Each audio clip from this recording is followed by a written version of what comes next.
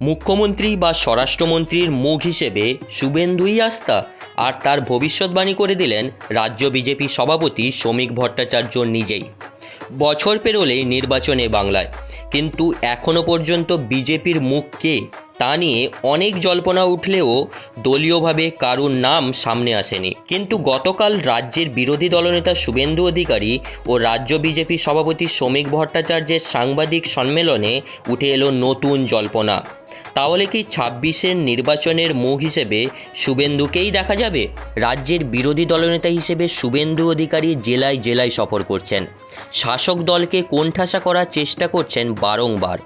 কিছু ক্ষেত্রে সফল হলেও বেশিরভাগ ক্ষেত্রে ইস্যু নিয়ে মাটি কামড়ে লড়াই করতে ব্যর্থ হচ্ছেন শুভেন্দু অধিকারী, তা অনেকেই মনে করছেন। কিন্তু গতকাল সাংবাদিক সম্মেলনে নগরপালের ইডেনে বৈঠক প্রসঙ্গে বক্তব্য রাখতে গিয়ে শ্রমিক ভট্টাচার্য বললেন, আগামী বছর জুন মাসে ইডেনে বিশ্বকাপ হওয়ার যে কথা রয়েছে সেই মিটিং আবার হবে, আর তাতে উপস্থিত থাকবেন বিরোধী দলনেতা শুভেন্দু অধিকারী নিজেই। যেহেতু উনি পুলিশের সঙ্গে এত লড়াই করেন সকাল থেকে রাত পর্যন্ত, বারবার কোর্টে যান, জীবন্ত পুড়িয়ে মেরে দিচ্ছে,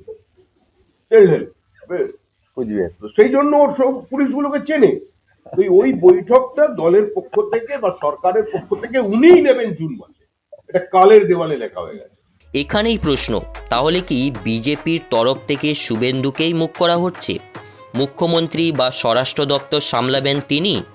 একথা শ্রমিক ভট্টাচার্য বলতে গিয়েও বলতে পারলেন না, যদিও কিছুটা ইঙ্গিত দিলেন। তিনি বললেন, ২১-এর নির্বাচনের পর রাজ্যের বিভিন্ন জায়গায় শাসক দল যেভাবে অত্যাচার করেছে বিজেপি কর্মীদের ওপর, তাতে সামনে থেকে লড়াই করেছেন শুভেন্দু অধিকারী। আর তার এই অভিজ্ঞতা ২৬-এর নির্বাচনের পর মন্ত্রিসভায় কাজে লাগাবে বিজেপি। বিজেপি কোনো মুখ মুখোশের রাজনীতি করে না, বিজেপি ব্যক্তি নির্ভর রাজনৈতিক দল নয়। কিন্তু এটা নিঃসন্দেহে যে মন্ত্রিসভা গঠিত হবে সেখানে উনি থাকবেন। সুতরাং আমি বললাম, যেহেতু উনি পুলিশের সঙ্গে এত লড়াই করেন সকাল থেকে রাত পর্যন্ত, বারবার কোর্টে যান, জীবন্ত পুড়িয়ে মেরে দিচ্ছে, সেই জন্য ওর সব পুলিশগুলোকে চেনে। তিনি বললেন, ২৬-এ নির্বাচনের পর বিজেপি ক্ষমতায় আসবে, আর সেই মন্ত্রিসভায় গুরুত্বপূর্ণ জায়গায় দেখা যাবে শুভেন্দু অধিকারীকে। তাহলে মুখ্যমন্ত্রী শুভেন্দুই নাকি স্বরাষ্ট্র দপ্তর সামলাবেন তিনি? জল্পনা এখন তুঙ্গে।